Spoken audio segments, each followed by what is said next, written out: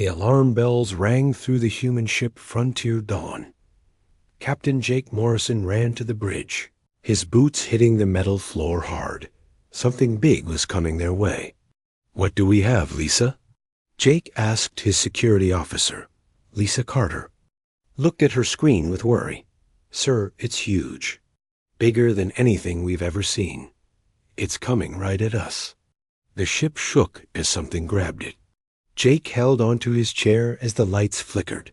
Through the window, he could see a massive alien ship. It was 10 times bigger than their own vessel. "They're pulling us in," said Danny Rodriguez from his weapons station. "I can't break free." Jake knew they were in trouble. The Frontier Dawn was just an exploration ship. It had 200 people on board, but they were scientists and workers, not soldiers. They had some weapons, but nothing that could fight something. This big dot, the alien ship, pulled them into a huge bay. Jake watched as metal walls closed around them. They were trapped now. "All hands, prepare for boarding," Jake said over the ship's speakers. "Stay calm and follow orders." Lisa checked her plasma rifle. It was the best weapon they had. Danny had his special railgun, a new design that used magnets to fire metal slugs very fast. The other crew members had basic laser pistols.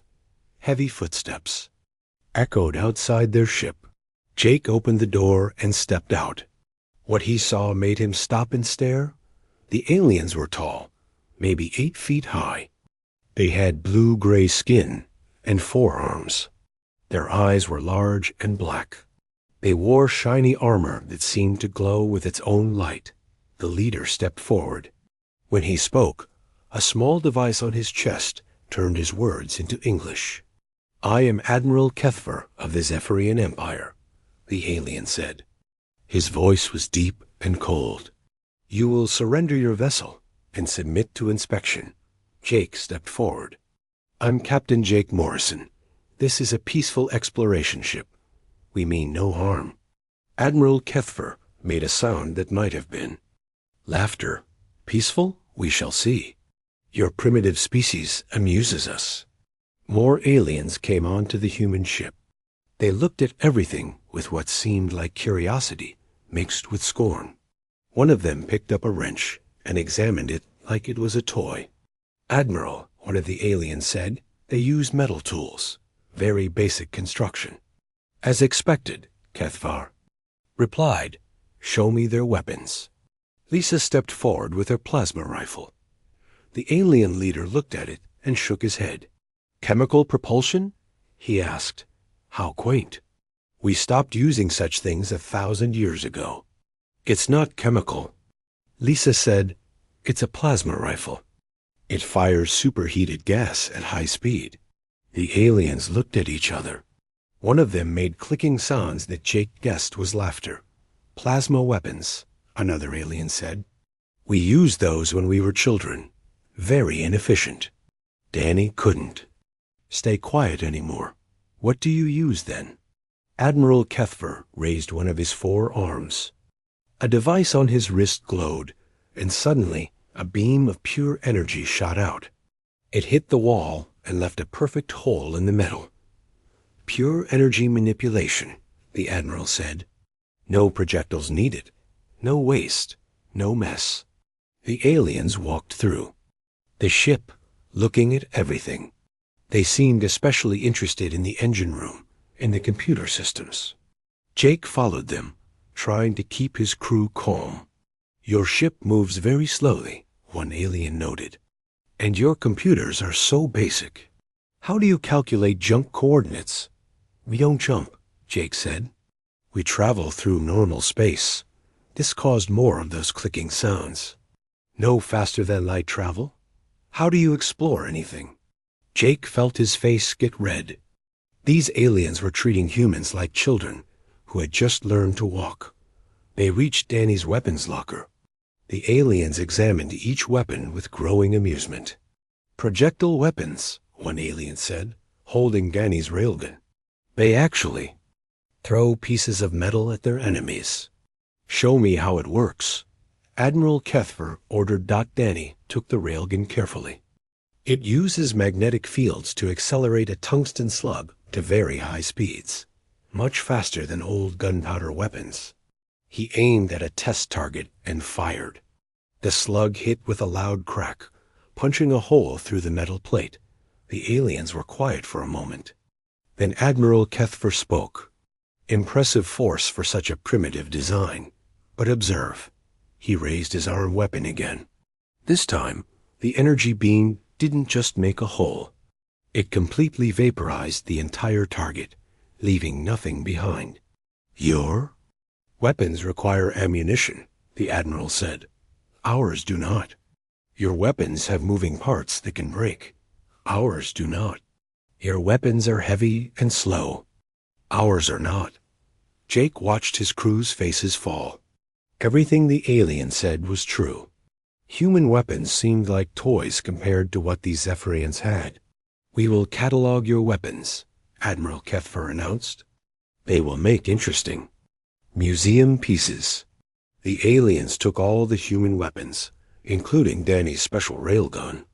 They treated them like ancient artifacts, something curious but not dangerous. Your species shows potential, the Admiral said to Jake. You are physically strong and seem intelligent, despite your primitive technology. You would make good workers. Workers? Jake asked. Servants, if you prefer. The Zephyrian Empire is always in need of strong backs and clever hands. Your people could have useful lives serving their betters. Jake felt anger rise in his chest. We're not looking to be anyone's servants. Admiral Kethfar's large eyes seemed to find this funny. You misunderstand your situation, Captain. This is not a negotiation. This is an evaluation. He turned to his officers. Take them to holding cells, comfortable ones. We want them healthy. As the aliens led Jake and his crew away, he heard Admiral Kethfer talking to his officers. Prepare a small task force for their home world, the Admiral said. 12 ships should be more than enough. These humans have spirit, but their weapons cannot even penetrate our basic shields. Jake's heart sank. The aliens were going to attack Earth, and they thought it would be easy. Looking at their advanced technology, Jake was afraid they might be right. The cell door closed behind him with a soft hiss. Through the transparent wall, he could see his crew in other cells. They all had the same worried look on their faces. Danny sat in the corner, staring at his hands. Captain, he said quietly, they took my railgun like it was a toy. I know, Jake replied, but don't give up hope yet. Even as he said it, Jake wondered what hope they really had. The Zephyrians were so far ahead of humanity in technology that it seemed impossible to fight them. But somewhere deep inside, Jake remembered something his grandfather used to say. It's not the size of the dog in the fight. It's the size of the fight in the dog. Maybe, just maybe, the aliens had missed something important about humans. Maybe being primitive wasn't always a weakness. Jake could only hope the Earth would be ready for what was coming. Admiral Kethfer stood in the command center of his massive ship. The humans were safely locked away, and now it was time to deal with their home world. He looked at the star map, showing the location of Earth. Captain Veltara, he called to one of his officers. You will lead the task force to the human home world. Captain Veltara bowed her head. She was younger than the Admiral, but had proven herself in many battles. How many ships do you recommend, Admiral? 12 ships should be more than sufficient, Kethfer replied. Their weapons cannot even scratch our shields. This will be a simple conquest. The other officers made clicking sounds of agreement. They had seen the human weapons. Metal slugs and primitive energy beams were no match for Zephyrian technology. What are your orders regarding the humans? Veltara asked. Standard procedure, the Admiral said. Demand surrender first. If they refuse, disable their military installations. Keep casualties to a minimum. Dead workers are useless workers. On Earth, General Amy Thompson, sat in her office deep underground in NORAD. The mountain facility was built to survive nuclear war, but she wondered if it could survive what was coming. The alert had come 3 days ago. Deep space sensors had detected the human ship Frontier Dawn being captured by an unknown vessel. Since then, there had been no contact. "General," said Dr. Kevin Hayes as he entered her office. Kevin was the head scientist at the Terra Defense Research Institute. He carried a tablet full of data. "I've been analyzing the sensor readings from the Frontier Dawn incident." Amy looked up from her coffee. She had not slept much in the past 3 days. "What did you find?" "The alien ship is enormous," Kevin said, showing her the data. "At least 2 miles long. The energy readings suggest technology far beyond anything we have." Amy rubbed her tired eyes. "How far beyond?" "Think of it this way," Kevin said. "If we're using muskets, they're using laser cannons." The phone on Amy's desk rang. She picked it up quickly. "General, we're receiving a transmission," the communications officer said. "It's not from any human source." "Put it through to the main screen," Amy ordered. The wall screen flickered to life. The image was clear and sharp. An alien face appeared, with large black eyes and blue-gray skin.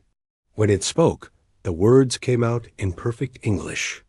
"People of Earth," the alien said. "I am Captain Valtara of the Zephyrian Empire. Your exploration vessel and its crew are now in our custody." Amy felt her stomach drop. The crew of the Frontier Dawn was captured. "We offer you a choice," Captain Valtara continued. "Surrender now and accept integration into the Zephyrian Empire.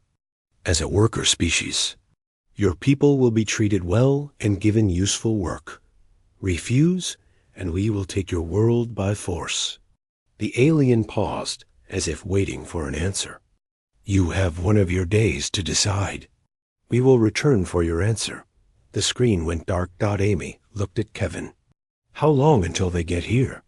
"Based on their last known position, maybe 6 hours," Kevin replied. 6 hours to prepare for an alien invasion. Amy picked up her secure phone and started making calls. Marine Sergeant Tony Miller was cleaning his rifle when the emergency alert came through. All leave was canceled. All units were to report immediately. Tony had been a Marine for 15 years. He had fought in 3 wars and thought he had seen everything. But fighting aliens was something new. At the base, his commanding officer gathered all the Marines together. "Listen up," the colonel said. "We're facing an alien invasion. These are not little green men in flying saucers. These are advanced warriors, with technology we can barely understand." One of the younger Marines raised his hand. "Sir, what kind of weapons do they have?" "Energy weapons that can vaporize targets instantly. Shields that can stop any energy attack we can make. Ships that make our best fighters look like paper airplanes." The room went quiet. Tony could see fear in some of the young faces. "But," the colonel continued, "they're not gods. They bleed. They can be hurt. And they've made one big mistake." "What's that, sir?" Tony asked. "They think we're primitive. They think our weapons are toys. Let's show them how wrong they are." Meanwhile, Communications Officer Nancy White sat at her station in the Pentagon. She was one of the best code breakers in the military. Her job was to listen to enemy communications and figure out what they were saying. The alien signals were strange. They seemed to use some kind of universal translator, but Nancy had noticed something interesting. When the aliens talked to each other, the translation device sometimes missed things. She had been listening to their chatter for hours. What she heard worried her. "General Thompson," she said over the secure line, "I'm picking up alien communications. They're not taking us seriously at all." "What do you mean?" Amy asked. "They're treating this like a training exercise. One of them complained that he was missing his rest period for such an easy mission. Another one said he hoped the humans would at least put up some kind of fight to make it interesting. Amy felt a mix of anger and hope. The aliens were overconfident. That might be something they could use. Back at the research facility, Dr. Kevin Hayes was working frantically with his team. They had 6 hours to figure out how to fight technology that was centuries ahead of their own. What do we know about their shields? Kevin asked his assistant, Dr. Carol Park. From the sensor data, they seem to be energy-based, Carol replied. They deflect plasma and laser attacks by dispersing the energy across the shield surface. Kevin stared at the data. Something was bothering him, but he could not figure out what. What about physical attacks? He asked. No data. The frontier. Dawn didn't fire any kinetic weapons at them. Kevin's eyes widened. That's it. Their shields are designed to stop energy weapons. But what about solid projectiles? You mean bullets? Carol asked. Not just bullets. Think bigger. Much bigger. On the alien task force, Captain Veltara was reviewing the mission plan. 12 ships against an entire planet seemed like overkill, but Admiral Kethfer wanted to. Be sure, Captain, her tactical officer said, we're receiving transmissions from the human planet. Should we listen? Of course, Veltara replied. Let's see what excuses they make. The communications came through clearly. Human military units were mobilizing. Ships were moving into defensive positions. Aircraft were being armed and fueled. They actually planned to fight, the tactical officer said with amusement. Good, Veltara replied. It will give the crew some practice. Just remember to use minimum power settings. We want to disable their forces, not destroy them completely. What Captain Veltara did not know was that Dr. Kevin Hayes had been working around the clock. He had a theory about alien shields, and he was about to test it. General Thompson, Kevin said over the secure channel, I need to use the orbital defense platforms. Those are experimental, Amy replied. They've never been tested in combat. Ma'am, they're magnetic accelerator cannons. They fire tungsten. Rods at a significant fraction of light speed. If I'm right about the alien shields, kinetic energy might be the key. Amy was quiet for a moment. Dr. Hayes, are you telling me that our most primitive weapons might be our best hope? Sometimes the old ways work better than the new ways, Kevin said. As the alien task force approached Earth, Captain Veltara felt confident. The humans had primitive weapons and no real defenses. This would be over quickly, but she had made the same mistake as Admiral Kethfer. She thought that primitive meant weak. She was about to learn that humans had been throwing rocks at their enemies for thousands of years, and they had gotten very good at it. The 12 alien ships moved into position around Earth's moon. Captain Veltara opened a communication channel. To the planet below. Humans, she said, your time is up. What is your answer? From deep underground, General Amy Thompson replied with words that would become famous throughout human history. Come and take it. The battle for Earth was about to begin. Captain Veltara could not believe what she had heard. The humans were actually going to fight. She looked at her tactical display showing the 12 Zephyrian ships positioned around Earth's moon. Tactical officer, she said, what are the humans doing? Several of their orbital stations are powering up weapons, the officer replied. Primitive kinetic launchers, by the look of it. Veltara made the clicking sound that meant amusement. They plan to throw rocks at us? Begin the attack. Target their military installations first. But Lieutenant Commander Steve Johnson had other plans. He sat in the command center of Liberty 1, humanity's most advanced orbital defense platform. The station looked small compared to the alien ships, but it packed a surprise. Dr. Hayes, Steve said into his communicator, the magnetic accelerator is charged and ready. From Earth, Kevin's voice crackled back. Remember, aim for the center of their formation. We need to see how their shields react to kinetic energy. Steve looked at his weapons officer. Fire when ready. The magnetic accelerator cannon was Dr. Hayes's greatest achievement. It used powerful magnets to launch a tungsten rod at incredible speed. The rod was only as thick as a baseball bat, but it weighed as much as a small car. The cannon fired with no sound in the vacuum of space. The tungsten rod shot out at nearly the speed of light, invisible to the naked eye. On the Zephyrian flagship, alarms suddenly started ringing. "Captain!" the tactical officer shouted. "Something just hit our shields." Valtara looked at her display. The shield strength had dropped by 30% from a single hit. "What was it?" she demanded. "A solid projectile, moving at .7 light speed." For the first time, Valtara felt a touch of concern. Their shields had never failed against energy weapons, but this metal rod had punched through them like they were paper. "All ships, evasive maneuvers," she ordered, "and return fire." The alien ships began moving, their energy weapons lighting up space. Beams of pure energy struck Liberty One's shields, but Steve's station was designed to handle energy attacks.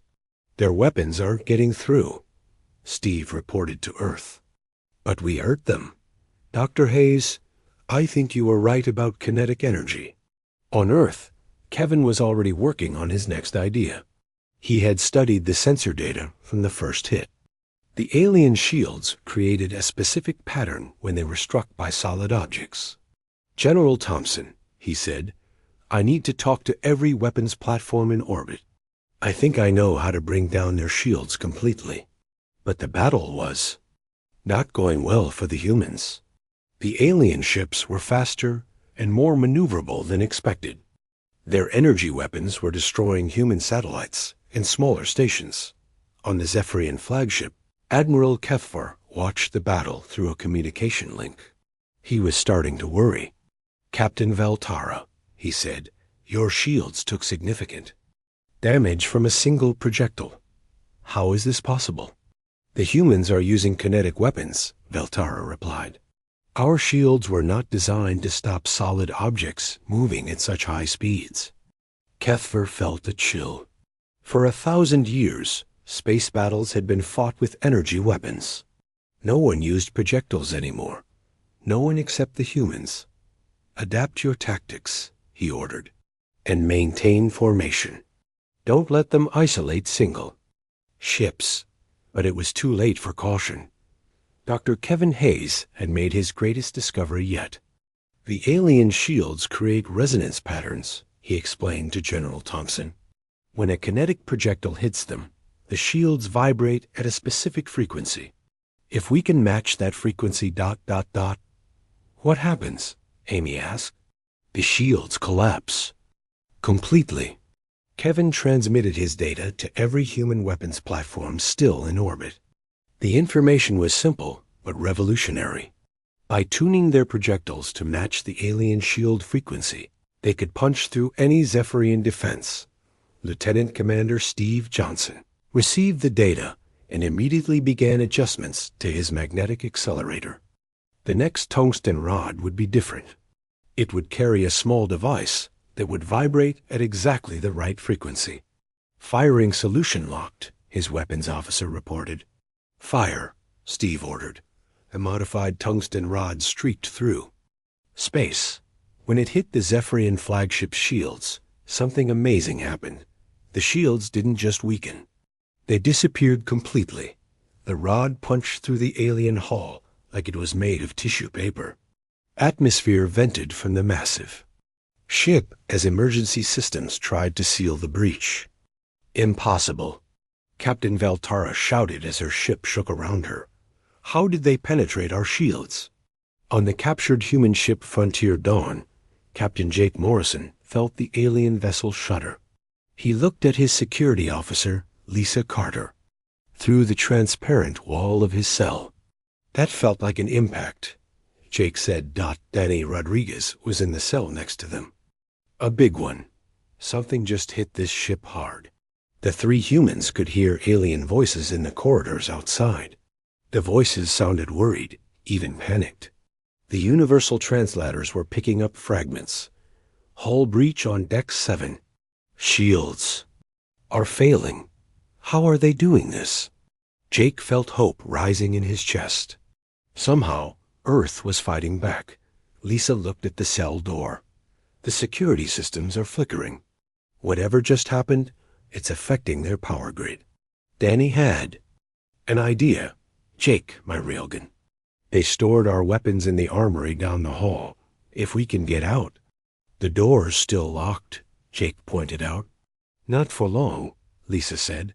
She had noticed something the aliens missed. Human plasma rifles used a different power frequency than Zephyrian systems. If she could overload the cell's power coupling, meanwhile, the battle in space was turning into something no one had expected. The humans were winning. Dr. Hayes's resonance discovery had spread to every human weapons platform. Orbital defense stations that had seemed helpless against alien technology were now punching holes through Zephyrian shields with every shot. Captain Veltara watched in horror as 3 of her ships took critical damage. Their shields were useless against the human kinetic weapons. All ships retreat to minimum safe distance, she ordered. But retreat was not going to be easy. The humans had figured out how to track alien ships and predict their movements. Every time a Zephyrian vessel tried to maneuver, another tungsten rod would streak through space to intercept it. On Earth, General Amy Thompson watched the tactical display with amazement. How many alien ships have we damaged? She asked. 7 out of 12, came the reply. And we've only lost 3 orbital platforms. It was incredible. The most advanced alien military force in the galaxy was being defeated by humans throwing metal rods very fast. But the real surprise was yet to come.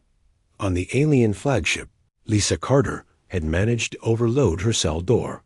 The 3 humans crept through the corridors, trying to reach the armory where their weapons were stored. The ship was in chaos. Alien crew members ran back and forth, trying to repair damage and restore shield systems.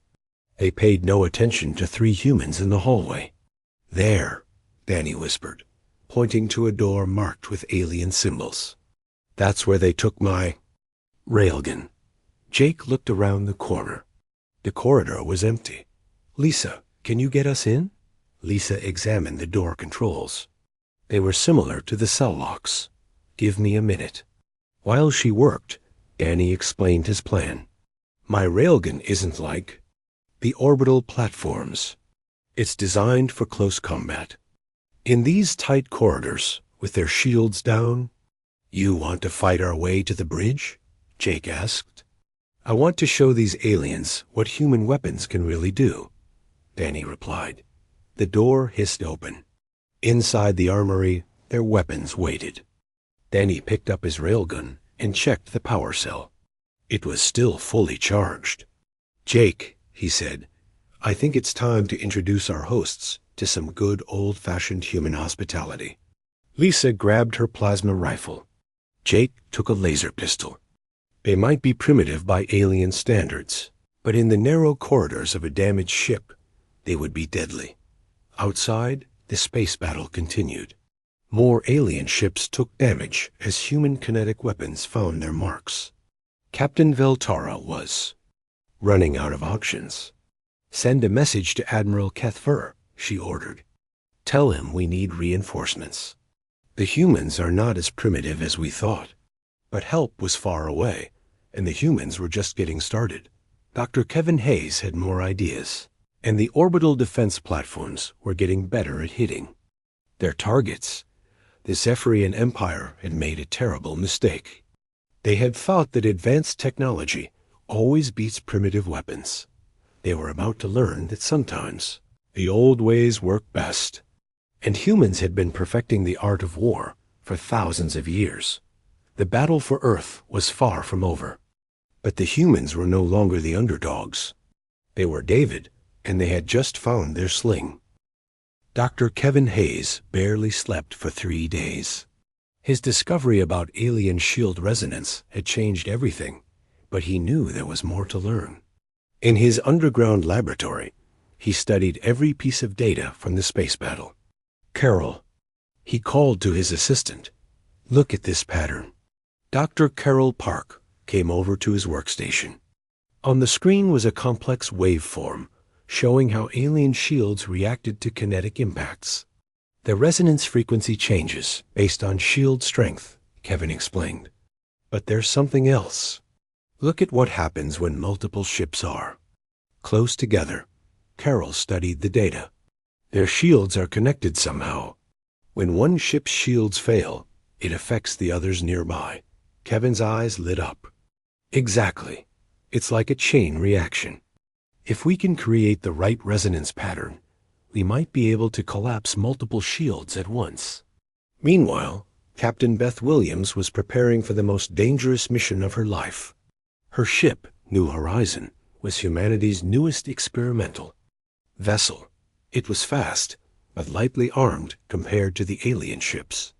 Ma'am, her weapons officer said, Dr. Hayes wants us to test his new resonance data. Beth looked at the tactical display. 8 alien ships were still in fighting condition, but they had pulled back to a safer distance from Earth's orbital defenses. What exactly does he want us to do? She asked. Fire a single projectile tuned to a specific frequency. He thinks it will create a cascade failure across multiple alien ships. It sounded impossible, but then again, everything about this battle had been impossible. 3 days ago, no one thought humans could fight advanced aliens and win. Set course. For the alien formation, Beth ordered. Let's see if Dr. Hayes is right. On the Zephyrian flagship, Captain Jake Morrison and his crew were causing serious problems. Danny Rodriguez's railgun had proven devastatingly effective in the ships. Narrow corridors. Left corridor clear. Danny reported as another alien guard fell to his kinetic weapon. The aliens had energy shields on their personal armor, but just like their ship shields, they couldn't stop solid projectiles moving at high speed. Danny's railgun fired tungsten slugs that punched through alien armor like it was made of paper. Bridge is 2 levels up, Lisa Carter said, checking her stolen alien datapad. But there will be more guards. Jake looked around the corner. The corridor ahead was filled with alien soldiers. Their energy weapons could vaporize a human instantly, but they had to hit first. Danny, can you clear a path? With pleasure, Danny replied. He had waited 3 days for revenge against their captors.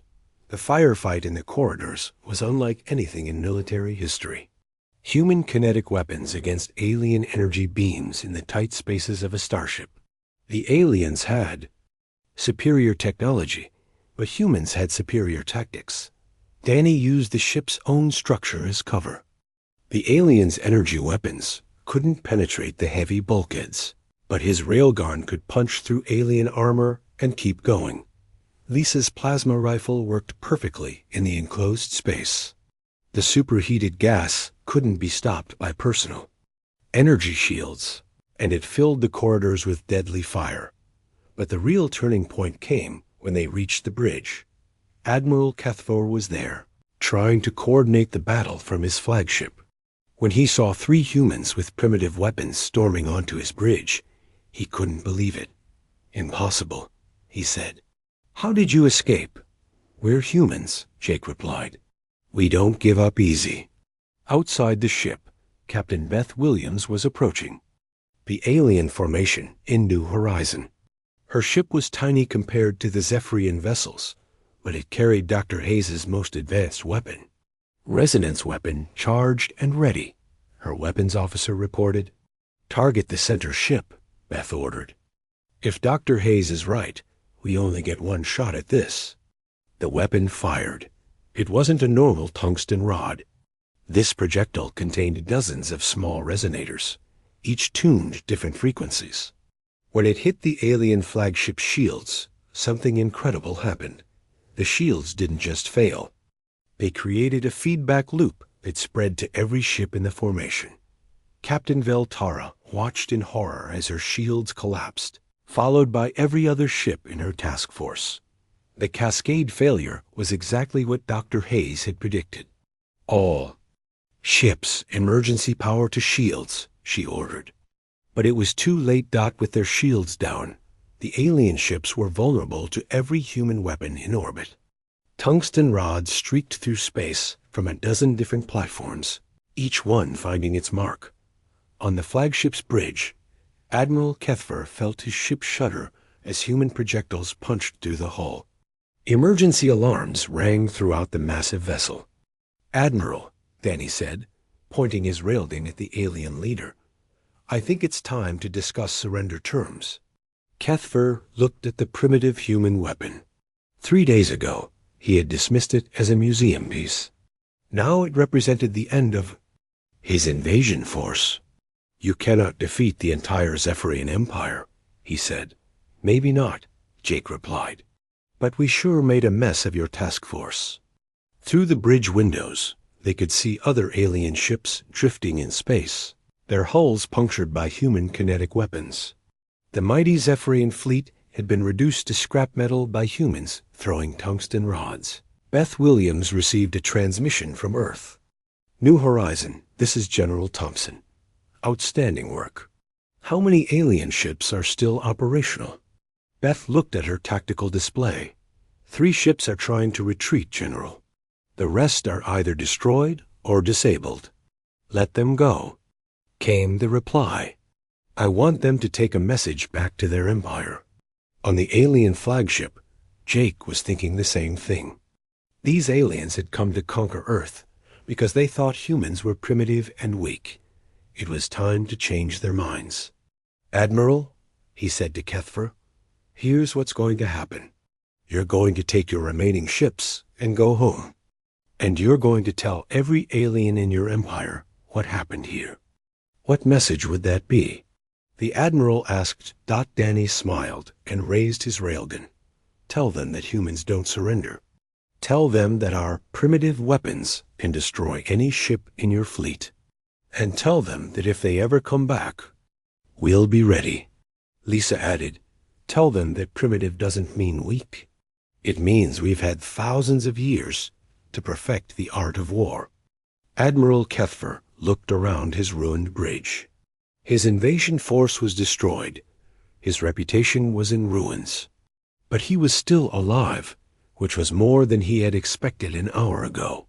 "The Zephyrian Council will want to know how this happened," he said. "Simple," Jake replied. "You made 2 mistakes. First, you underestimated us. Second, you forgot that physics doesn't care how advanced you think you are. A chunk of tungsten moving at light speed will ruin anyone's day." Dr. Kevin Hayes was already working on his next project. The victory over the alien task force was just the beginning. If more aliens came, humanity needed to be ready. "General," he said to Amy Thompson, "we need to build more orbital platforms. And I have some ideas for making our kinetic weapons even more effective." "What kind of ideas?" Amy asked. "Well," Kevin said with a smile, "if 1 tungsten rod can disable an alien ship, imagine what 1,000 tungsten rods could do to an entire fleet." Amy looked at the scientist with new respect. 3 days ago, the human race had been facing extinction. Now they were planning to build weapons that could threaten an entire alien empire. "Dr. Hayes," she said, "I like the way you think." In space, the surviving alien ships began their long journey home. They carried with them a new understanding of humanity. The primitive species they had planned to enslave had just taught them a lesson in warfare. Captain Valtara sent a message to the Zephyrian High Command. "Mission failed," she reported. "Human resistance was stronger than expected. Recommend immediate reassessment of human threat level." It was the understatement of the century. Humanity had just announced to the galaxy that Earth was not a target. For conquest, it was a fortress, defended by warriors who had been perfecting the art of throwing rocks for 10,000 years. And they had gotten very, very good at it. Admiral Kethfer sat in his damaged command center, staring at reports he could hardly believe. His task force of 12 ships had been reduced to 3 barely functioning vessels. The humans had done this with weapons his people considered primitive. "Toys, Admiral," his communications officer said, "we're receiving an urgent message from High Command." The face of Supreme Admiral Vexandra appeared on the screen. Her 4 eyes showed anger and disbelief. "Kethver," she said, "explain to me how a primitive species destroyed most of your task force." "Supreme Admiral, the humans have weaponized kinetic energy in ways we never imagined," Kethver replied. "Their projectile weapons can penetrate our shields and cause cascade failures across multiple ships." Vexandra made a dismissive gesture. "Impossible. Our shields have protected us for 1,000 years. Not against solid objects moving at relativistic speeds," Kethver said quietly. There was a long pause. Then the Supreme Admiral made her decision. "I am dispatching the 7th Fleet to finish what you could not. 50 ships will surely be enough to handle these humans." Kethver felt a chill. "Supreme Admiral, I recommend caution. These humans are more dangerous than we thought." 50 ships, Kethver. The largest fleet we have ever sent against a single world. Surely even primitive weapons cannot stand against such force. The transmission ended, leaving Kethver staring at a dark screen. He had tried to warn them, but the High Command would not listen. They still thought that superior numbers would solve the problem. On Earth, Dr. Kevin Hayes received the news with a mixture of fear and excitement. His deep space sensors had detected a massive alien fleet heading toward Earth. "General Thompson," he said, "we have a problem. And an opportunity." Amy looked at the sensor data. 50 alien ships was more than 4 times what they had just fought. "What's the opportunity?" she asked. "They're traveling in close formation." Kevin explained. "If my theories are correct, we might be able to create a resonance cascade across their entire fleet."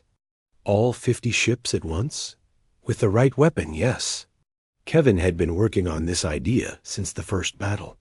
The alien ships used network shield systems for efficiency. It was their greatest strength, but also their biggest weakness. "I need the New Horizon," Kevin said. "And I need Captain Williams to take the biggest risk of her career." Captain Beth Williams stood in the engineering bay of her ship, looking at the weapon Dr. Hayes wanted her to fire. It was enormous, running the entire length of the New Horizon. "You want me to turn my ship into a giant railgun?" she asked. "Essentially, yes," Kevin replied over the communication link. "The magnetic accelerator will use your ship's entire power. Grid, 1 shot, and your engines will be offline for hours.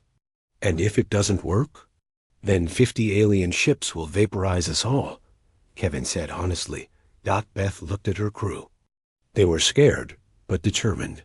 Everyone knew what was at stake. "Dr. Hayes," she said, "what are you calling this thing?" "The Fleet Killer," Kevin replied. Meanwhile, Captain Jake Morrison and his rescued crew were back on Earth, helping to plan the defense. His experience on the alien ship had given him valuable insights into Zephyrian tactics. "They rely too much on their technology," Jake explained to the planning committee. "When their shields failed, they panicked. They've never faced an enemy that could hurt them." Danny Rodriguez had spent the last week training other soldiers on kinetic weapons. His railgun had become the model for a new generation of human weapons. "The key is rapid fire," Danny told his students. "Their personal shields can stop energy weapons, but they overload when hit by multiple kinetic projectiles." Lisa Carter was working with the orbital defense platforms. Her experience with alien technology had helped improve human weapons targeting systems. "Their ships are fast, but they follow predictable patterns," she explained. "If we can force them into a specific formation, Dr. Hayes's weapon will have the best chance of success." The alien fleet arrived at Earth's moon exactly when predicted. Supreme Admiral Vexandra commanded from her flagship, the largest ship in the Zephyrian Navy. 50 ships against one primitive planet, she said to her officers. This will be over quickly. But as the fleet moved into attack formation, they received an unexpected message from Earth. Alien fleet, came a human voice. This is General Amy Thompson of Earth Defense Command. You have one chance to leave peacefully. Vexandra laughed. One chance? We have 50 ships. Your primitive weapons cannot touch us. That's what the last guy said, came the reply. Look how that turned out for him. Captain Beth Williams was making her final approach in the New Horizon. Her ship looked tiny compared to the alien fleet, but it carried humanity's most powerful weapon. Fleet killer charging, her weapons officer reported. All power from engines and life support being redirected to the magnetic accelerator. Time to target? 30 seconds. Beth opened a channel to Dr. Hayes on Earth. Kevin, I hope you're right about this cascade effect. So do I, Kevin replied. Remember, aim for the flagship in the center. That should give us the best resonance pattern. The New Horizon approached. The alien formation at full speed. To the aliens, it looked like a suicide run. One small human ship against 50 Zephyrian vessels. Shall we destroy it, Supreme Admiral? Her tactical officer asked. No, Vexandra replied. Let it come. I want to see what these humans think their primitive weapons can do against a real fleet. It was the last mistake she would ever make. Fleet killer ready to fire, the weapons officer reported. Beth took a deep breath. Everything depended on the next few seconds. Fire. The fleet killer launched with a blast of energy that lit up space. The projectile was unlike anything ever built. It was a tungsten rod 3 meters long, embedded with dozens of resonance devices tuned to specific frequencies. As it flew toward the alien fleet, the resonance devices activated in sequence. Each one was designed to trigger a different harmonic in the alien shield network. The rod struck the flagship's shields with the force of a small nuclear weapon. But the kinetic impact was just the beginning. The resonance devices created a feedback loop that spread from ship to ship through the networked shield system. Each alien vessel tried to compensate for the harmonic disruption, but this only made the cascade worse. Supreme Admiral Vexandra watched in horror as her shields collapsed, followed by every other ship in her fleet. The cascade failure spread through all 50 vessels in less than 10 seconds. Impossible, she screamed. Our shields cannot fail. But they had failed. Completely. With their shields down, the alien fleet was helpless against human orbital defenses. Tungsten rods streaked through space from every direction, punching holes through alien hulls. Dr. Kevin Hayes watched the battle from his command center, hardly believing his own success. The fleet killer had worked perfectly. The cascade resonance had disabled the entire alien fleet with a single shot. General, he said to Amy Thompson, I'm reading massive damage across the alien formation. 17 ships destroyed, 23 heavily damaged, 10 trying to retreat. Amy smiled. Let some of them escape. They need to carry the message back home. On the alien flagship, Supreme Admiral Vexandra was trapped on her bridge's atmosphere, vented from multiple hull breaches. Her magnificent fleet was being destroyed by primitive human weapons. Send a message to High Command, she ordered. Tell them we were wrong about the humans. What should I tell them? Her communications officer asked. Tell them that primitive weapons in the hands of a clever species are more dangerous than advanced weapons in the hands of fools. The surviving alien ships began their retreat, carrying with them a new understanding of humanity. The species they had planned to conquer had just destroyed the largest fleet in Zephyrian history. Captain Beth Williams received a hero's welcome. When she returned to Earth, the New Horizon was badly damaged from firing the fleet killer, but it had saved humanity. "Captain," Dr. Hayes said as they met in the debriefing, "you just fired the most powerful kinetic weapon in human history." "And it worked," Beth replied, "though I never want to fly that close to 50 alien ships again." Jake Morrison, Danny Rodriguez, and Lisa Carter were awarded medals for their courage during the first battle. But more importantly, they had proven that human ingenuity could overcome any technological advantage. "The aliens made one big mistake," Jake said during the ceremony. "They judged us by our technology instead of our determination." Danny added, "They thought primitive meant weak. They learned that primitive means we've had more time to perfect our methods." Dr. Kevin Hayes was already working on his next project. The Fleet Killer had been a success, but he wanted to build something even better. "General," he said to Amy Thompson, "I think we should build a permanent defense network. If more aliens come, we'll be ready for them." "What did you have in mind?" Amy asked. "Orbital railgun platforms around every major world in our solar system, each one armed with Fleet Killer projectiles." Amy smiled. "Dr. Hayes, I think you're starting to enjoy this." "Maybe a little," Kevin admitted. "It's not every day you get to revolutionize warfare." The news of the battle spread quickly through the galaxy. The Zephyrian Empire, once considered invincible, had been defeated twice by a species that still used projectile weapons. Other alien civilizations took notice. Humanity was no longer an unknown quantity. They were a force to be respected and feared. On the surviving Zephyrian ships limping home, the crew told stories that would become legend. They spoke of humans who never gave up, who turned their primitive weapons into instruments of victory. "They called our guns primitive," one survivor said. "But when that tungsten rod hit our flagship, it didn't care how advanced our shields were. Physics is physics." And somewhere in the depths of space, other alien species began to reconsider their plans for expansion. The galaxy had a new power, and it was defended by warriors who had been throwing rocks at their enemies for 10,000 years. The humans had just reminded everyone that sometimes the oldest weapons are the most effective. Earth was safe. But more than that, humanity had announced to the universe that they were not victims waiting to be conquered. They were predators.